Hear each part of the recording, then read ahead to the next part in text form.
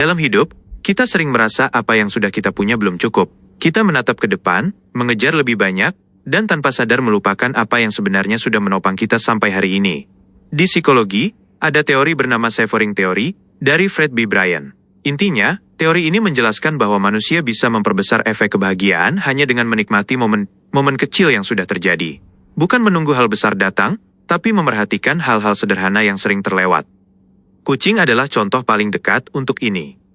Mereka bisa duduk lama hanya menikmati angin sore, tidur nyaman di tempat yang bahkan kita anggap aneh, atau menggosokkan kepala seolah dunia ini aman untuk mereka.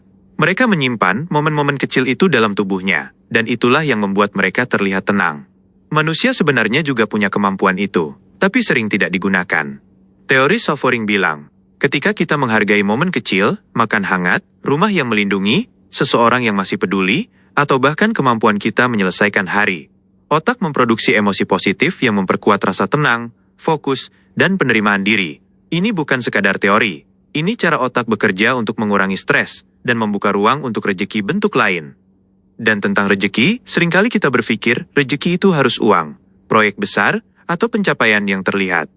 Padahal rejeki kadang datang lewat hal-hal yang gak dramatis sama sekali. Kesehatan yang stabil, pintu yang gak kamu sangka-sangka kebuka, atau orang baik yang muncul tepat saat kamu butuh.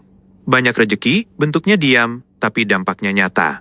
Kucing hidup dengan kepercayaan sederhana. Yang penting hari ini ada makanan, ada tempat tidur, dan masih bisa pulang.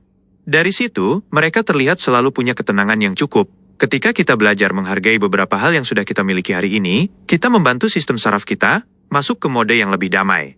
Dan dalam kondisi itu, kita lebih gampang melihat peluang, lebih peka terhadap kebaikan, dan lebih mampu merespons kehidupan dengan kepala dingin. Jadi malam ini, luangkan waktu sebentar. Lihat sekelilingmu. Apapun bentuk harimu, pasti ada satu hal kecil yang patut disyukuri. Bisa sesederhana tubuhmu yang masih kuat mendengar cerita ini. Besok saat kamu bangun lagi, ingat bahwa rezeki itu tidak selalu datang besar. Tapi dia datang sering, dan setiap kali kamu menyadarinya, hidupmu pelan-pelan jadi lebih lapang. Kamu layak merasakannya. Teruskan langkahmu. Pelan, tapi penuh syukur.